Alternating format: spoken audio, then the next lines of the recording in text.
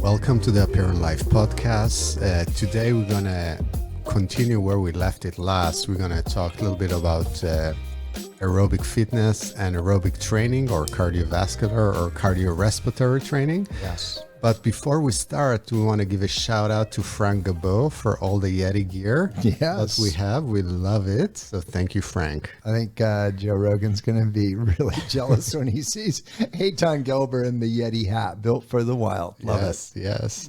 So we want to continue talking about training specifically, and I want to touch a little bit about the differences between high intensity interval training to sprint interval training to steady state training.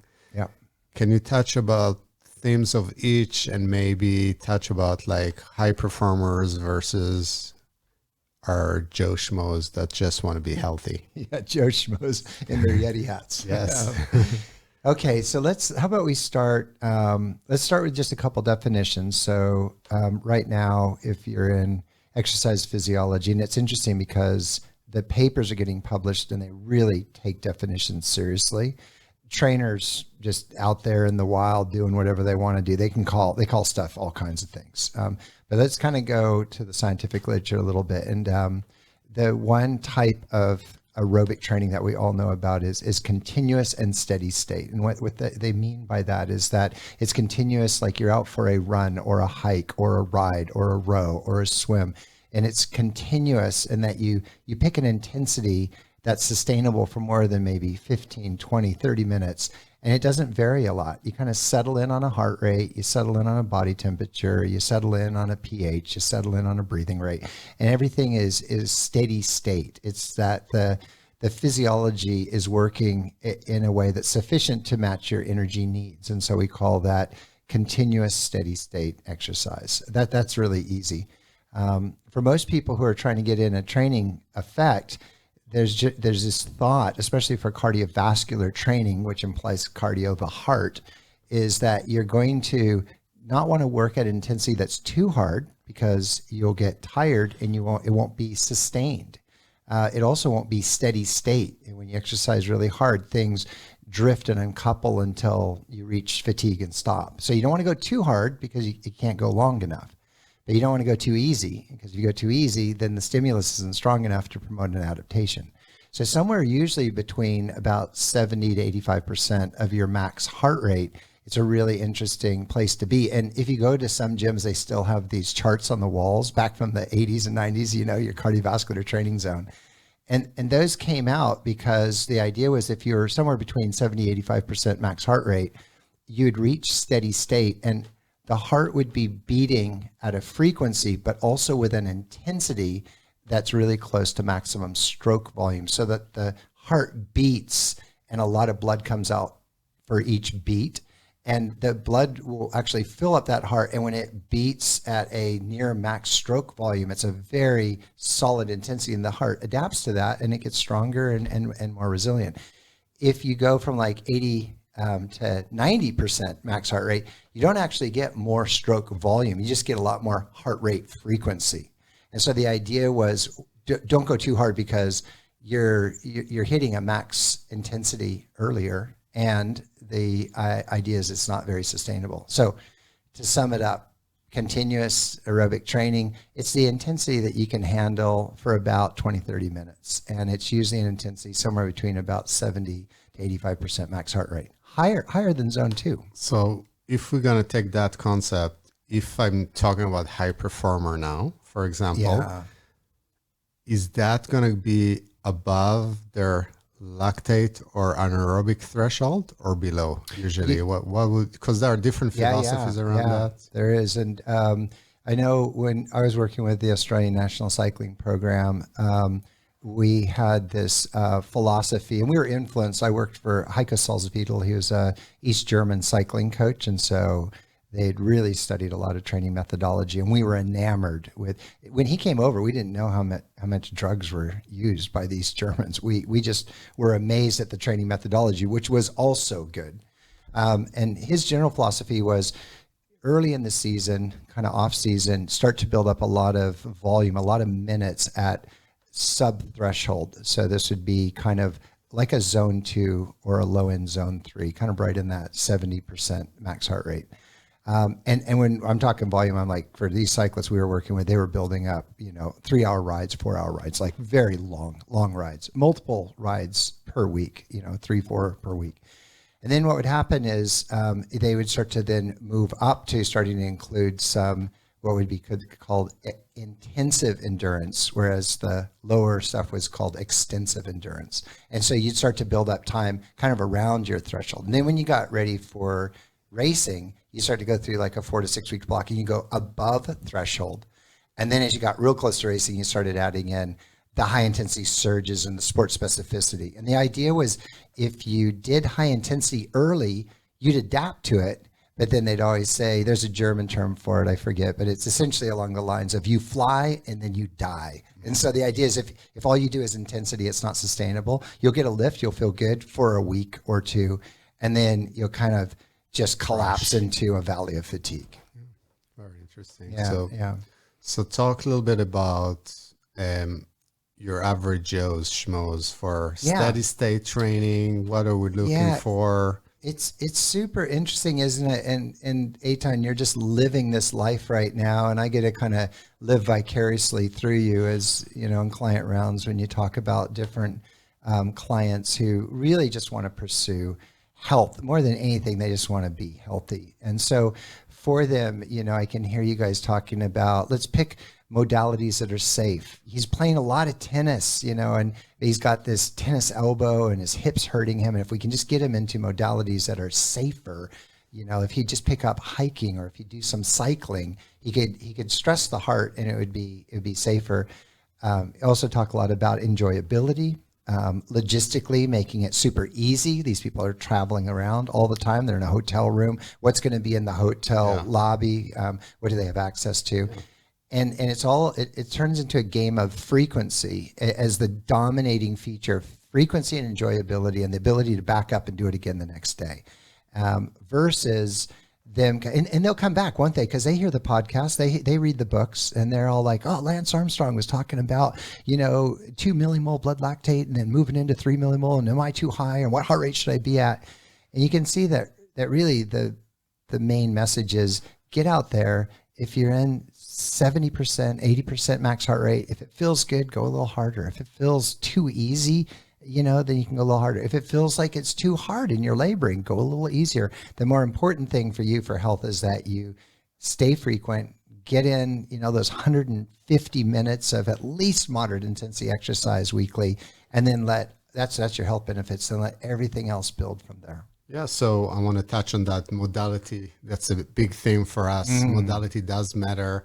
So I can come up with a client that comes to my head. He's very high frequency, high volume person, but he has some ankle issues for a long time, ankle surgery, and every once in a while flares up, loves to hike long, go uphill, downhill. I said, buddy, just go on the bike. You have your Peloton, just get a good ride. He doesn't have any bone issues, he has joint issues, so just get your high volume on the bike for the next 2 weeks. You don't have to just go head to the wall and keep hiking when your ankle is flare up. It just doesn't make sense. So we talked about modality varieties to be familiar with to be able to exercise the steady state on different modalities, whether it's rowing, cycling.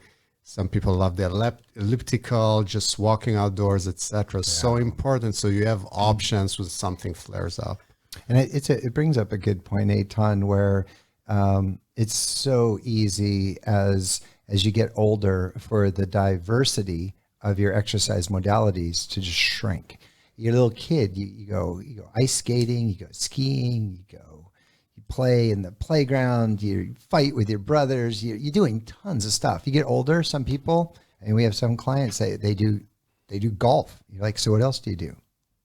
I don't do anything. I do golf. I work and I do golf, or I'm retired and I socialize and I do golf. That's it.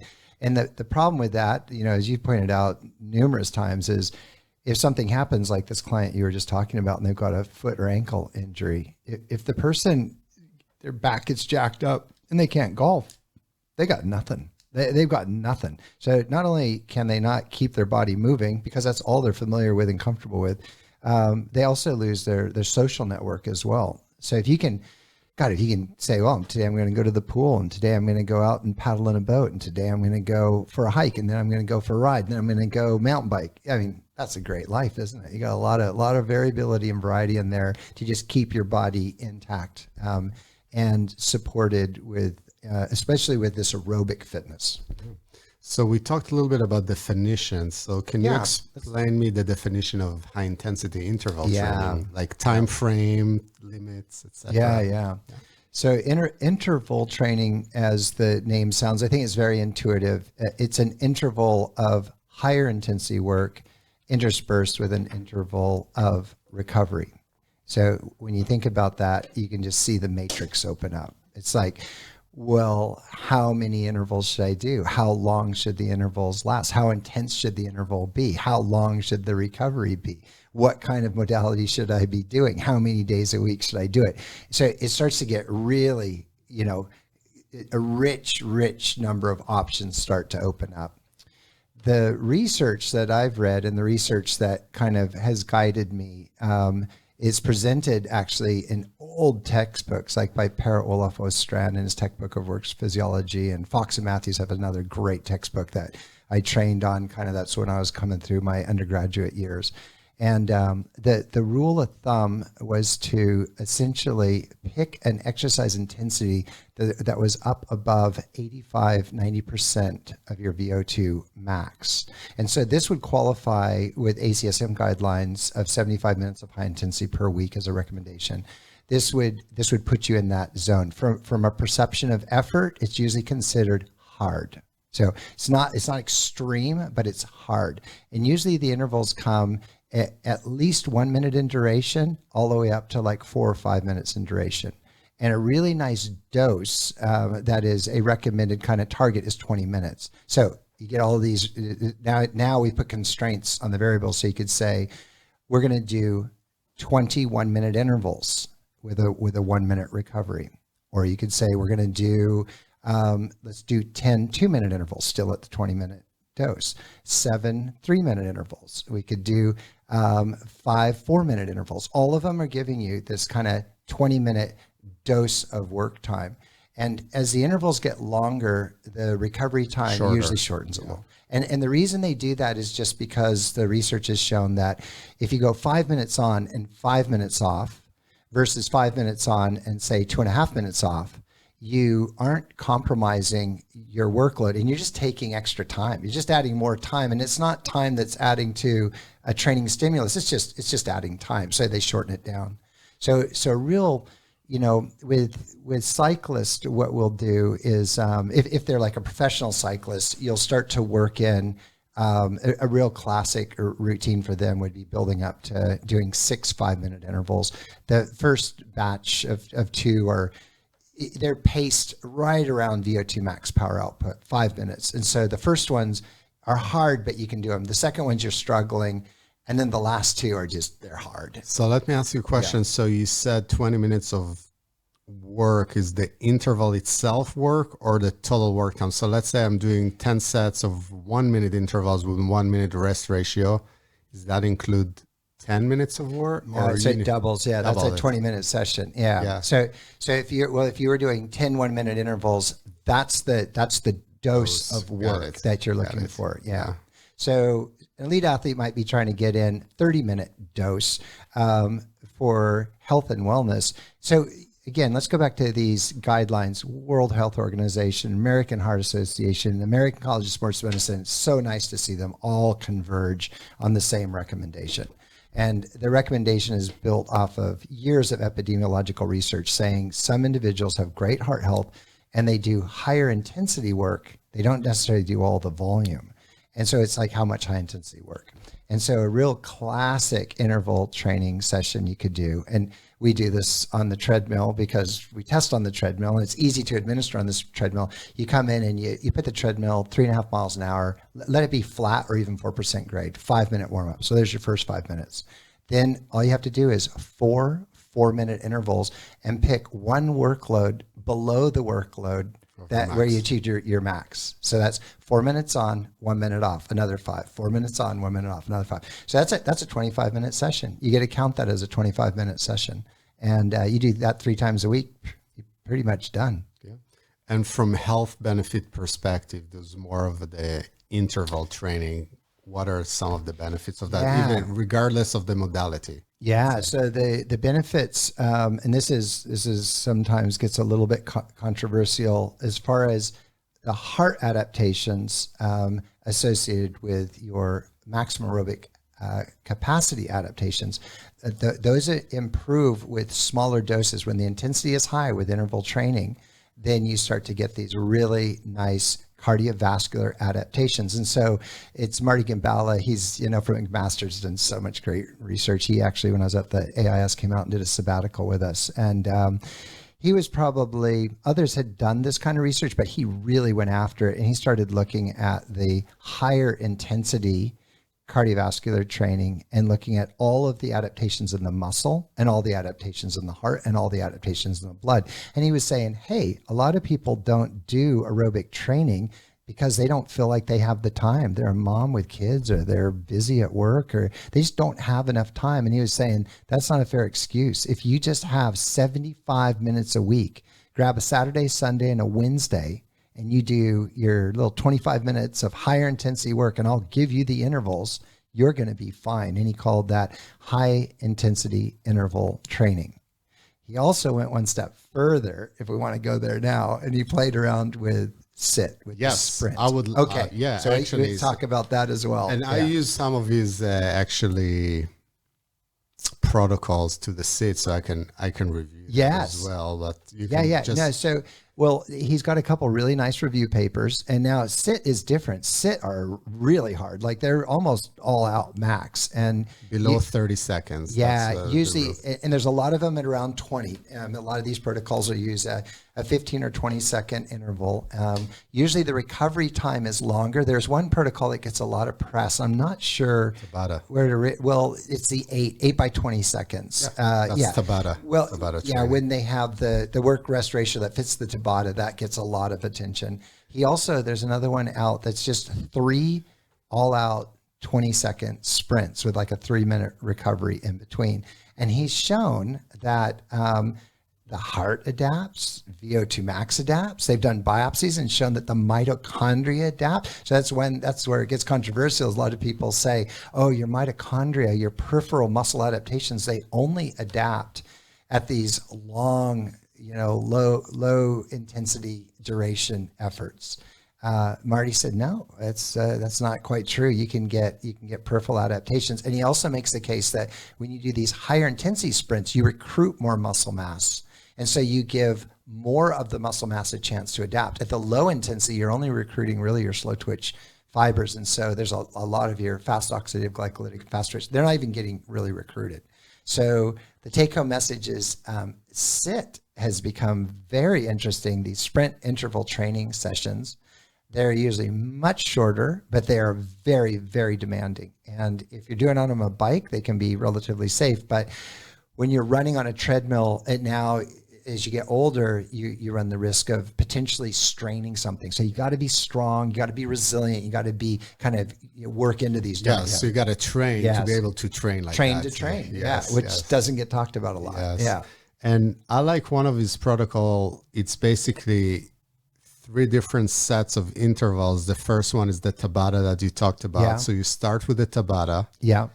Rest for 1.5 minutes. Then you do 15 seconds on, 15 seconds off times 8, almost like Tabata, 15, 15. Right.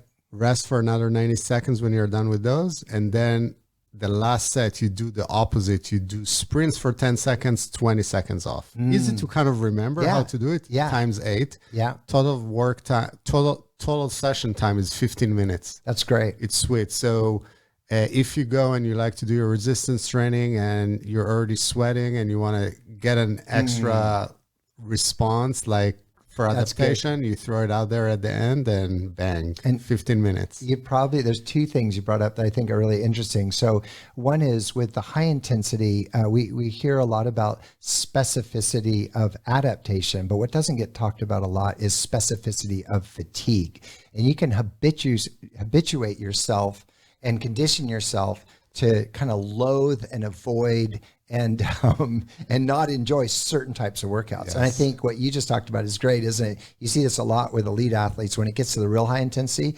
coaches like to mix it up a bit. And then you're like, ooh, this is a little different than what I hate so much and don't want to do. And so your brain goes into an exploration space, doesn't it? Like, let's give it a go.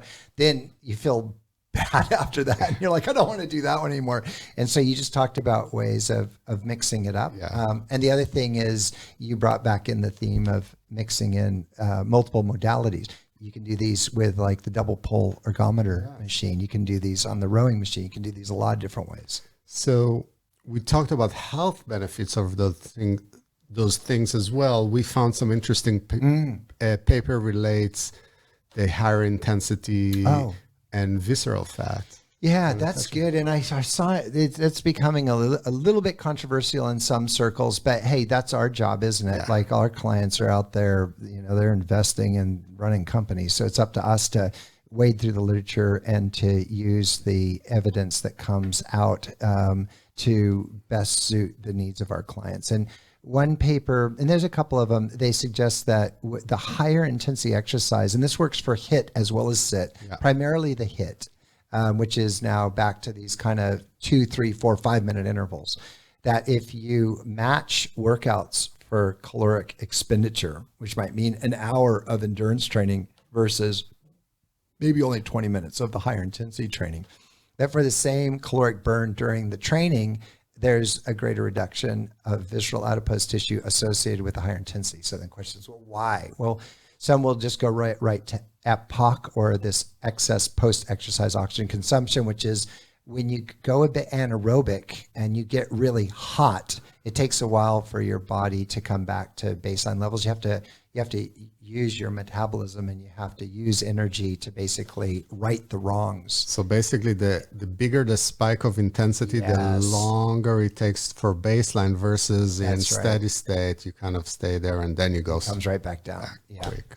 But there's probably some other things with regional blood flow. There's probably some other things with the endocrine system, with the way hormones are moving around. But the bottom line is pretty, exciting evidence to say, if you're trying to get rid of some visceral adipose tissue, which is worth getting rid of, it's not healthy fat, and a lot of people have more than they need, then adding in some higher intensity training makes a difference. And I think you see it, don't you? Like in clients, when they're basically in a routine, and they do, like, I do the elliptical, I read the Wall Street Journal, that's my morning routine. And they do that for 20 years.